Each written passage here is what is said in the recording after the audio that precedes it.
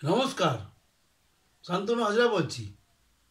আজকে বোমা শিল্পের সম্বন্ধে বলবো। এর আগে বহুবার বলেছিলাম যে যারা আমাদের দেশে যারা বোম বানায়, সেই হাত বোমা থেকে পরমাণু বোমা, এরা প্রত্যেকেই কিছু না কিছু তাদের মেধা এই বোমার মধ্যে প্রয়োগ করে দেয়। অতীতে বলেছি যে বোমা নিয়ে একটা টাস্কফোর্স গঠন করা উচিত, বোমা শিল্প হওয়া উচিত, বোমার মাঝে মাঝে প্রদর্শনী হওয়া উচিত। হ্যাঁ, আমাদের দেশে তো শুধু হাত বোমা চলে। পৃথিবীর এই বড় বড় রণাঙ্গনে হুমকি দিচ্ছে পরমাণু বোমা বানাবো। তা ভারত এই আগে থেকেই ভারতের একটা গুণ ছিল কি, পৃথিবীর উন্নত দেশগুলো যা কিছু আবিষ্কার করত, ভারত মার্কেট থেকে আবার কিনতো জিনিসটা কি, তারপর তার নকল বার করতো। গোটা বিশ্ব এক জায়গায় হয়েছিল যে ভারতের এই নকল করে নেওয়ার মানসিকতার বিরুদ্ধে। দিয়ে তারা বলেছিল যে একটা চুক্তি করতে হবে ভারতের সঙ্গে, ডুঙ্কেল প্রস্তাব। সেই আপনার তখন এখানে বামফ্রন্টের সময় বামফ্রন্ট সেই বলতো না যে ডুঙ্কেল প্রস্তাব খারিজ করতে হবে। মানে হচ্ছে কি, ওই ওষুধ বলুন, প্রযুক্তি বলুন, ভারতে ঢুকলেই সে নকল হয়ে যায়। তো ঠিক ধরে নেয় এখানকার বিজ্ঞানীরা। অ্যাটম বোম বানিয়েছিল এই যে ওপেনহাইমার, ভারত বানাতে পারেনি। পরে আমেরিকা, রাশিয়া, চায়না এইভাবে বানাতে শুরু করে, ভারতও বানায়। আর পাকিস্তান বানিয়েছিল অ্যাটম বোমা কোনো রকম চুরিচামারি করে, আমেরিকার সাহায্যে তারা ফাটিয়েছিল এবং ভারতকেও একটা হুমকি দিয়েছিল, দেখো আমার হাতে অ্যাটম বোম। তা সেই অ্যাটম বোম ওদের সেই পুরনো আজ থেকে 30 জায়গার প্রযুক্তিতে পড়ে আছে। ওই অ্যাটম বোম ফাটাতে গেলে এখন বিজ্ঞানীকে নিজে যেতে হবে স্পটে দাঁড়িয়ে তাকে ফাটাতে হবে। তার কৌশলগুলো সব আস্তে আস্তে হারিয়ে যাচ্ছে এবং কোনো মিসাইলে প্রয়োগ করা যাবে না। সেজন্য বাংলাদেশের অ্যাটম বোম এখন অতীত, কেউ মানছে না। তো ওরা আবার বাংলাদেশকে বলেছে তোমাদেরকে আমরা এই অ্যাটম বোম দিয়ে দেবো, তোমরা ব্যবহার করতে পারো। তো অ্যাটম বোম আস্তে আস্তে ও রাস্তাতেই ফিনিশ হয়ে যাবে। ভারত এমন যন্ত্র বসিয়ে রেখেছে।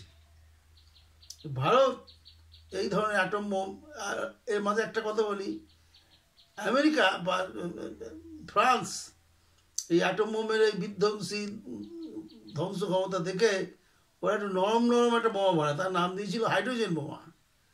এই হাইড্রোজেন বোমার কাজ হচ্ছে কি, যেখানে আপনি ফেলবেন সেখানে সমস্ত অক্সিজেন দূর হয়ে যাবে, অক্সিজেন থাকবে না, অর্থাৎ প্রাণগুলো ধ্বংস হয়ে যাবে। নিঃশ্বাস নিতে না পেরে সমস্ত প্রাণ শেষ হয়ে যাবে। এইভাবেই আমেরিকা আবার বানিয়েছিল নাইট্রোজেন বোমা।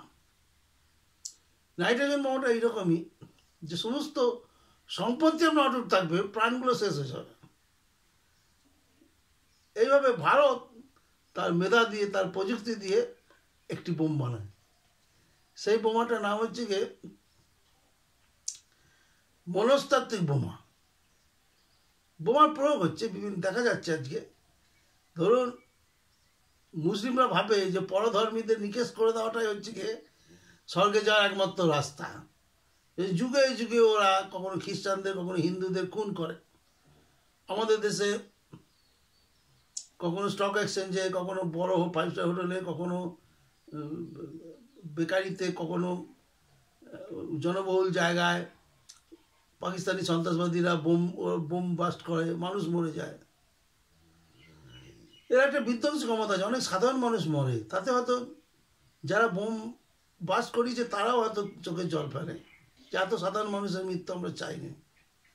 আমরা চেয়েছিলাম, কারণ বোম্বাই স্টক এক্সচেঞ্জ বিস্ফোরণে বহু মুসলমান মারা গেছিল, সেটা ওদের মনের মধ্যে আছে। কিন্তু ওরা কোনো চেষ্টা করেনি যে মুসলিমদের বাদ দিয়ে শুধু হিন্দুদের মারবো, এরকম প্রযুক্তি তাদের হাতে নেই, কিন্তু ভারতের আছে।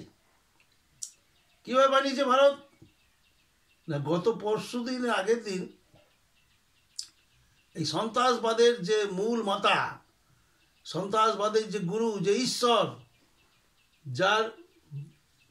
যার বাণী হলো যে পরধর্মীদের মেরে দাও তাহলেই জন্নতে যেতে হবে, সেই হাফিজ সঈদ বিশ্ব সন্ত্রাসের এক মহান নাম। মহান বলছি কেন, এই জন্যে যে যারা সন্ত্রাসী তাদের কাছে তো মহান। এই হাফিজ সঈদকে কারা মেরে দিয়েছে।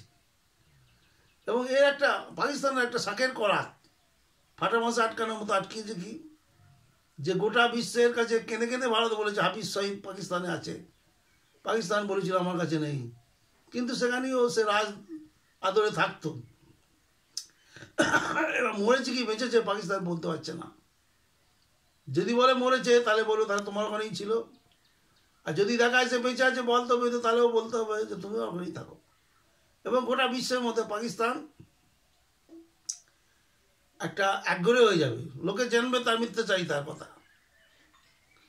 এবার ভারত কীভাবে মারছে, প্রায় 200 সন্ত্রাসী, ভারত বিরোধী যে সমস্ত সন্ত্রাসবাদী ছিল গোটা বিশ্বে ছড়িয়ে, বিশেষত পাকিস্তানে, ভারত প্রায় সব শেষ করে দিয়েছে। কোনো নিরীহ মানুষ মরেনি। ভারত কী করেছে, ভারত একটা বোম ফাটিয়েছে। ভারত বেছে বেছে টার্গেট কিলিং, যেখান থেকে হত্যাকারীরা আসে সেইখানেই ভারত কলোনি বানিয়েছে। সেই লোকেদের নিয়েই বলেছে তোমাদের এই কাজ করো, তোমরা টাকা দেবো আমি। বিশেষত বালুচিস্তান বা ওই যে এলাকার ছেলেরা বড় হয়ে ওই সব অস্ত্র ধরে এবং তারা বিশ্বের বিভিন্ন দেশে ভাড়াটে সৈনিক হিসাবে ভাড়া যায়। ওদের থেকে লোক ভাড়া করা সোজা, টাকা দিলেই পাওয়া যায়, কারণ টাকার জন্যই তো ওরা অপকর্মগুলো করে। বেলুচিস্তান বা আরও বলছি না, আরও অনেক দেশ আছে, সেখানে ভারত একটা করে সন্ত্রাসবাদী সংগঠন তৈরি করেছিল, যাদের কাজ হচ্ছে হাফিজ সঈদ বা আমাদের দাউদ ইব্রাহিম এদের এবং এদের দলবলকে নিকেশ করে দেওয়া। তো এর মধ্যে ভারত বোধহয় 100 জন সন্ত্রাসবাদীকে আইডেন্টিফাইং গানমান তারা উড়িয়ে দিয়েছে। এবং এটা খবর যে হাফিজ সঈদকেও একইভাবে মেরে দিয়েছে। হাফিজ সঈদকে মেরে দিতে পারলে বিশ্ব সন্ত্রাসবাদের একটা অধ্যায় শেষ হয়ে যাবে। সেই জন্য হাফিজ সঈদ তো ছিল আন্ডারগ্রাউন্ডে, তাকে সেখান থেকে খুঁজে বার করে মেরে দিয়েছে। এছাড়া দীর্ঘ তালিকা আছে, সেই কানাডাতে শুরু করেছে, কানাডা থেকে মারা শুরু করেছে, আমেরিকাতে কিছু মেরেছে, ব্রিটেনে মেরেছে, এবং পাকিস্তানে এখন লাগাতার মার। একটা সন্ত্রাসবাদী বেরোতে পারছে না। সমস্ত মোস্ট ওয়ান্টেড জঙ্গিরা লুকিয়ে আছে, কেউ কেউ তো প্রেসিডেন্টের বাড়িতে লুকিয়ে আছে। কিন্তু এদের বিরুদ্ধে যে সন্ত্রাসীরা আছে তারা খুঁজে বার করে মারছে। ধন্যবাদ। এর পরের অধ্যায়ে আরও অনেক ডিটেলস এ ব্যাপারে আলোচনা করব। আজকের মতো রাখছি।